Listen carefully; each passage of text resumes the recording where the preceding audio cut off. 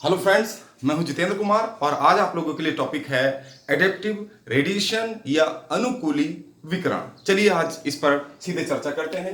Adaptive radiation या अनुकूली विकिरण आज आप लोगों के लिए टॉपिक है। देखिए, जो वातावरण है, वातावरण में कुछ चेंजेस आते रहते हैं।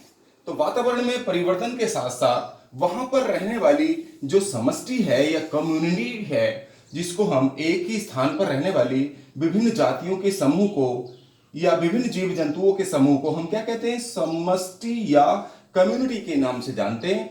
तो वातावरण में जैसे जैसे परिवर्तन होगा उसी प्रकार कम्युनिटी यानी समष्टि में भी परिवर्तन आ जाते हैं, यानी कि वो वातावरण के अनुसार उसमें अनुकूलन उत्पन्न होते रहते हैं पूरी कम्युनिटी में।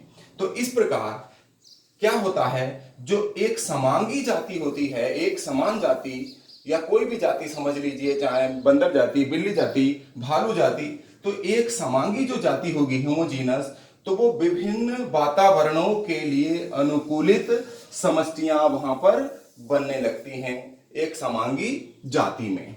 इस बहुल प्ररूपी जाति बन जाती हैं इस प्रकार, जिन्हें हम पॉलीटाइपिक स्पीशीज कहते हैं। देखिए, समांगी जाति में वातावरण के चेंज के साथ साथ क्या होगा, विभिन्न वातावरणों के लिए अनुकूलित समष्टियां कम्युनिटीज बनने लगती हैं और इन्हें हम पॉलीटाइपिक स्पीशीज कहते हैं, इन समष्टियों को। तो इसकी परिभाषा हम किस प्रकार लिखेंगे कि एक समांगी जाति से विभिन्न जातियों के बनने का अनुक्रम अनुकूली विकिरण कहलाता है। इसको ध्यान रखिएगा। इसको हम शॉर्ट में लिख दिया है कि होमोजीनस स्पीशीज से पॉलीटाइपिक स्पीशीज बहुल प्ररूपी जातियों का बनना क्या कहलाता है, एडेप्टिव रेडिएशन या अनुकूली विकिरण कहलाता है। इसका जो सबसे अच्छा उदाहरण है वो है मैमल। देखिए, मैमल्स इसका सबसे बेहतर उदाहरण है, सबसे अच्छा उदाहरण है स्तनधारी। स्तनधारियों की टेरेस्ट्रियल स्पीशीज यानी स्थलीय प्रजाति से विभिन्न वातावरणों में रहने के लिए जातियां बन गईं या अनुकूलित हो गईं। जैसे केवल स्तनधारी, जो स्तनधारी क्या होते हैं, जो अपने बच्चों को दूध पिलाते हैं, अंडे नहीं देते और बच्चों को जन्म देते हैं, यानी जरायुजी होते हैं मैमल्स।